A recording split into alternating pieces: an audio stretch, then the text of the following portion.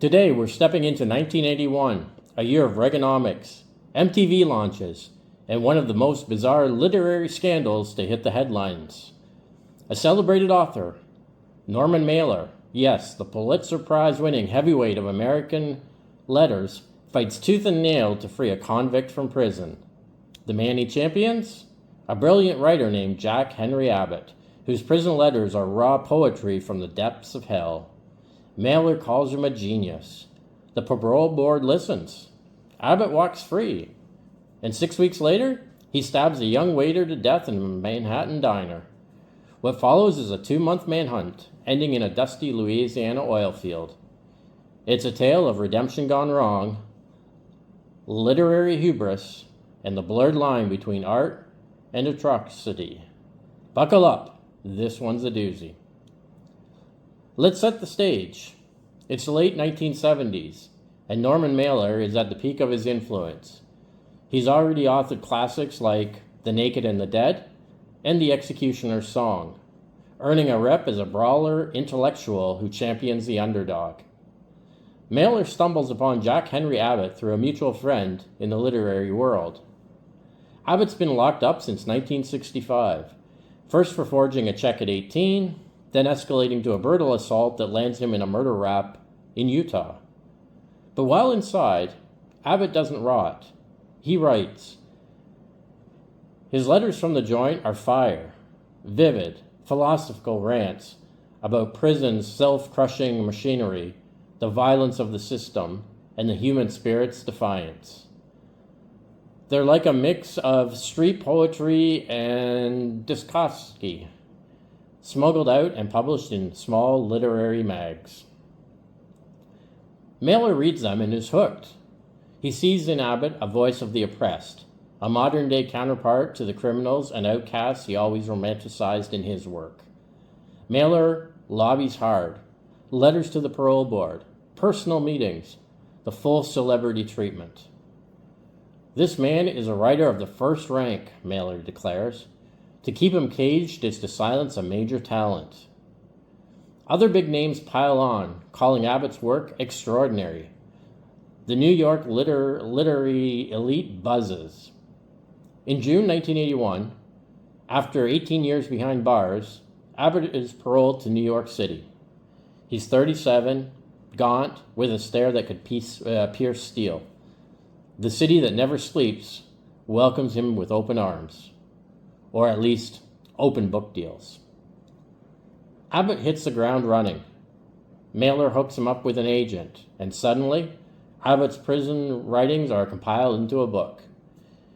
In the Belly of the Beast, published by Random House in July 1981. It becomes an instant sensation. Critics rave. The New York Times hails it as a cry from the heart of darkness. Sales skyrocket. It's a bestseller. Abbott's wined and dined at literary parties, rubbing shoulders with the elite. Mailer beams like a proud mentor. For a brief, shining moment, it looks like the American dream in reverse, from cell block to salon. Abbott even starts dating a playwright. Freedom tastes sweet. But here's where the fairy tale cracks. On July 18th, 1981, just 45 days after his release, Abbott's out late in the East Village. He's at the Bin Bon Cafe, a gritty little spot on 2nd Ave at around 3 a.m. The victim? Richard Adan, a 22-year-old aspiring actor and waiter, out with his girlfriend after a night of theater. Haddon steps into the bathroom, and Abbott follows. What sparks it? Accounts vary. Abbott later claims Adan taunted him, calling him a jailbird, blocked his way out. In a flash, Abbott pulls a knife and stabs Adan 6 times in the chest and stomach.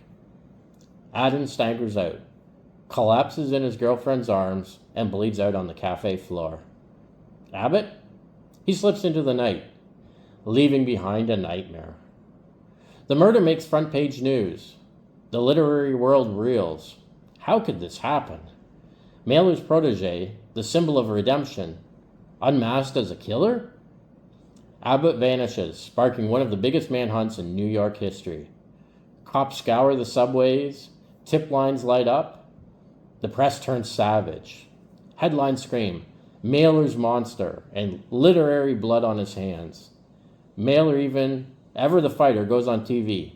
I feel responsible, he admits on the Today Show, his voice heavy, but I believed in his talent, not his soul. The backlash is brutal.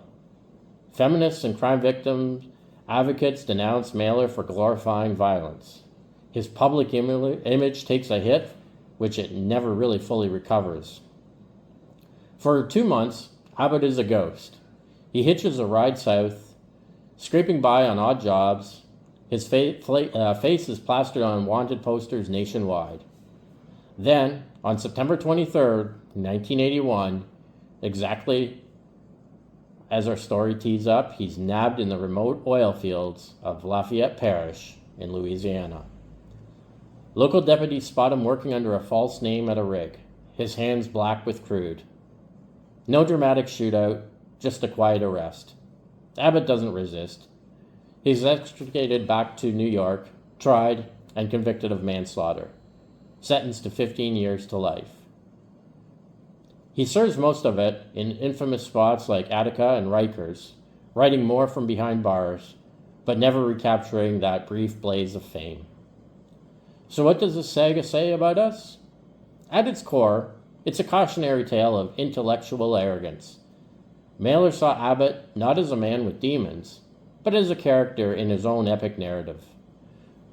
A convict poet to validate his theories on crime and society. In the Belly of the Beast is brilliant, no doubt. It exposes prison horrors with unflinching clarity. But brilliance doesn't erase bloodlust. Abbott's parole wasn't just a literary coup, it was a systematic failure. Parole boards bowed to a celebrity with the pressure over psychiatric evaluations. Abbott had a history of violence, including stabbings in prison. The murder exposed the difference between art and reality. You can champion a voice from the abyss, but you can't control the man wielding the knife. Mailer never really fully shook the stain. In his 1983 essay, The Man Who Wanted to Be a Writer, he reflected bitterly, calling Abbott a creature of my own invention. Abbott paroled again in 1987, tried to rebuild, but spiraled. Another arrest for assault in 1989. Back inside until 2006. Tragically, he died by suicide in 2002, though, alone in his cell block. His book endures a gritty artifact, but the story? It's a damning footnote to American letters, reminding us that some shadows can't be outrun by words alone. That's September 23rd from 1981, the twisted intersection of fame, freedom, and fatal falls. If this tale of literary hubris gripped you, subscribe to the Daily Pastcast, where every day we take a look in depth at a story that happened on this day in history. We'll see you tomorrow on September 24th.